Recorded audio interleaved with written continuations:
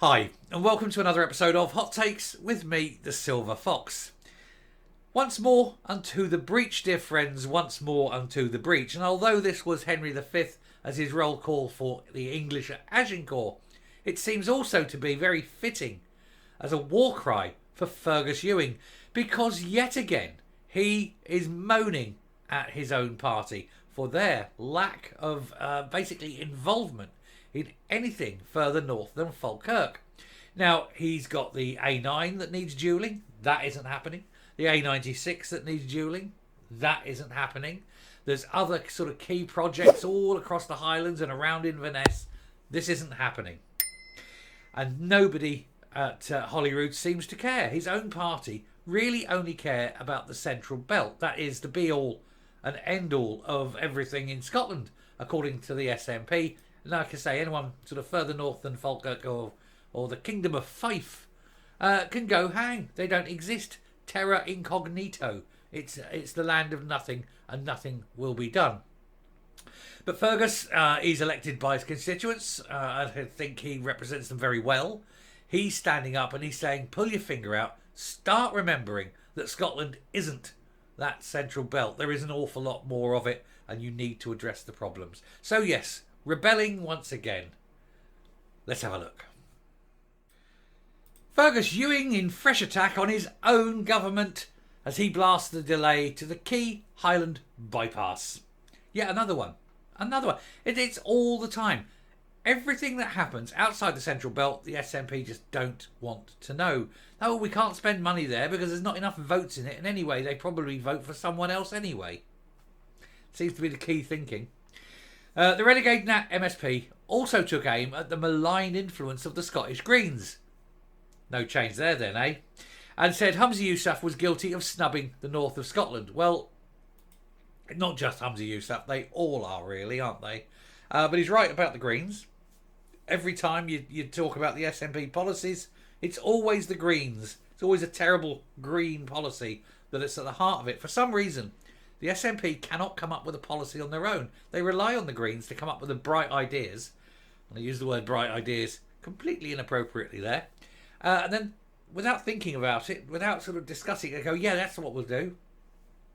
Is it any wonder it's all going a bit peak-tong?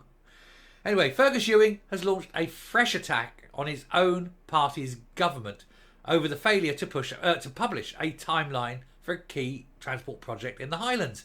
The Inverness and Nairn MSP, fresh from a suspension from the SNP, accused his boss, Humza Yousaf, of ignoring the north of Scotland and said the SNP risked breaking a manifesto promise, and he took another pop at the malign influence of the Greens. He does not like the Greens. He loathes the Greens. He loathes the influence of the Greens, and I think he also loathes them personally. I don't think there's a single Green that he would be happy sitting in the company of. And to be fair, for most right-minded people, that can be said to be true as well. He seems to be very grounded in reality, is old Fergus. His latest crusade relates to the dueling of the A96 between Inverness and Nairn, which, from experience, is the worst road in terms of getting anywhere. It's supposed to be a nice, big, easy, big moving road. Boom, boom, boom. All the time, it's delay. I drove Inverness round to Aberdeen, and it took me the best part of a bloody day to get there. I thought, you know, how does it take this long? How does it possibly take this long? And yet it did. Anyway, his latest crusade relates to the dueling of the A96, yes. And this is including the creation of the Nairn bypass. It comes after Transport Secretary Fiona Hislop that the made orders will be published on Tuesday, March the 12th. So it's coming out today, but don't hold your breath, I suggest, Fergus, because it won't be on there, will it? It's already been delayed, and it's just it's not something they want to do. There's a lack of political willpower with this, because they know it's going to cost a lot of money, and they really don't have the cash, because, you know, they've got to spend it elsewhere, and it's just too much effort for the North. Screw the North, basically. Mr Ewing said that the promise had been deferred, there we go, by 3 years, and said former Cabinet Secretary Michael Matheson had previously promised They're released in the summer of 2021. Matheson promises a lot of things, and he's always late with them. He promised he would take an extra 10 days to respond to that report. Still hasn't happened, has it, Michael? Anyway, he said these maid orders are hailed by the Scottish Government as a major triumph, and they would be if they were actually acted upon or published. No one ever sees them. Every time, delayed. He said what they chose not to mention is that they're already 3 years late. The past 3 years have been wasted. I challenged the Transport Minister, Fiona Hislop, to publish a timetable stating when the bypass will be built. But instead of doing this, she's merely talked of another meeting. Pushing it down the line. Push, push, push. There are children as yet unborn who will not see that A96 duelled. Mr Ewing has urged Tumsey Youth staff to acknowledge the dire need for capital investment in the Highlands.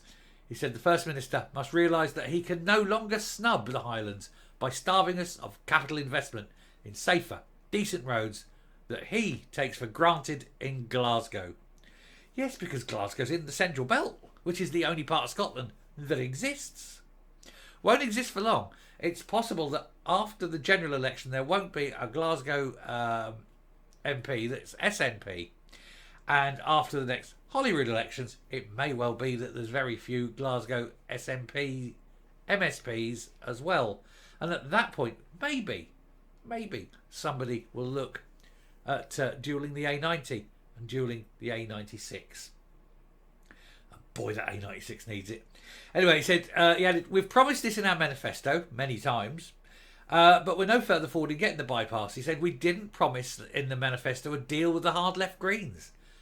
Hard left, that's a bit right wing. Marxist Greens. Inhumane, anti-growth. They loathe the idea, joyless, that's the other thing, joyless. They loathe the idea that people do things for themselves. They want state control. They are absolutely dangerous. Anyway, he says their malign influence has cost the Highlands dear.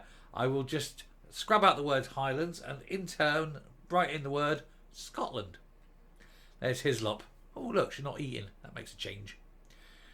In a letter to MSPs, Miss Hislop claimed the publication of the maid orders was a sign of the Scottish Government's commitment to improving the A96. Oh, it's easy to have a commitment. Yes, we're very committed to doing it, but the difference between committing to do it and doing it is massive. Yes, I'm very committed to this. Well, when it's starting. Oh, we're not actually starting, but we are committed. Bollocks, isn't it? It's all horseshit.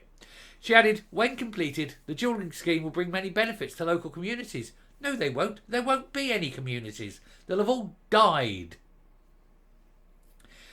She's full of it. Stop lying, stop delaying, start doing and stop committing and actually do your job, Hislop. Put the pie down, pick up a pen, write a cheque, hand it to a road builder and say, get on with the job, laddie. Anyway, we'll round off there. We'll tip hat to Fergus. Standing up, decent man. Do like him. The only one in the SNP that is actually good. Anyway, we'll round off. We'll come up, we'll finish this video and we'll get out to the next one. I do so enjoy watching Fergus stand up in the House. You know, he stands there in the chamber and you just know the moment he gets to his feet, all hell is going to break loose. He speaks his mind. He stands up for his constituents above his party, 9 times out of 10. He will still occasionally vote for the party because, you know, they do have him by the balls, I suppose. But he is one of the few that are genuinely respected and liked on all sides. And so long may he continue.